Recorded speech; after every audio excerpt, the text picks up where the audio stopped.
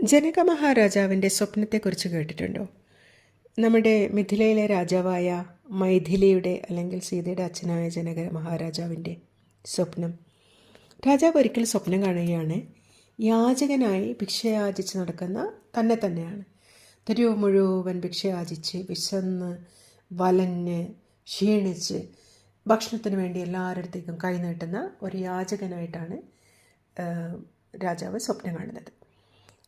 അങ്ങനെ അലയുന്നതിനിടെ അദ്ദേഹത്തിന് ആരോ ഒരു കഷ്ണം, ഇന്നത്തെ സെൻസിൽ നമുക്ക് അപ്പം ദോശ അങ്ങനെ എന്തെങ്കിലും പറയാം, അങ്ങനെ കൊടുക്കുകയും രാജാവ് ഇത് കഴിക്കാൻ വേണ്ടിയിട്ട് ഇങ്ങനെ വായിലിടുന്ന ഈ ടൈമിൽ ഒരു പരുന്തിങ്ങനെ താഴെ വന്ന് അതിങ്ങനെ കൊത്തിയെടുത്ത് കൊണ്ടുപോകുന്നതുമാണ് സ്വപ്നം. ഈ ഒരു ഷോക്കിൽ ഈ യാചകൻ അയ്യോ എന്ന് പറഞ്ഞ് ഞെട്ടി എണീക്കുകയാണ്. അപ്പം ഞെട്ടി എണീക്കുന്നത് ആരായിട്ടാണ്? രാജാവായിട്ടാണ്. ഉറക്കത്തിൽ നിന്നും രാജാവ് ഞെട്ടി എണീക്കുകയാണ്. ഈ ഞെട്ടി എണീറ്റ രാജാവിന് ഒരു സംശയം വരികയാണ്. ഈ രാജാവെന്ന ഞാനാണോ റിയാലിറ്റി അല്ലെങ്കിൽ റിയൽ, അല്ലെങ്കിൽ ആ യാചകൻ കാണുന്ന വെറുമൊരു സ്വപ്നം മാത്രമാണോ ഈ രാജാവായ ഞാൻ? ആ യാചകനാണോ റിയൽ, അല്ലെങ്കിൽ ഈ രാജാവാണോ റിയൽ എന്നുള്ളൊരു കൺഫ്യൂഷൻ അദ്ദേഹത്തിന് വരികയാണ്.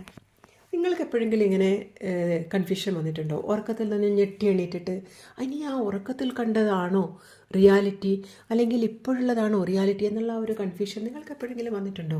ഒന്ന് ആലോചിച്ച് നോക്കൂ. അപ്പോൾ അത്രയേ ഉള്ളൂ. Thank you.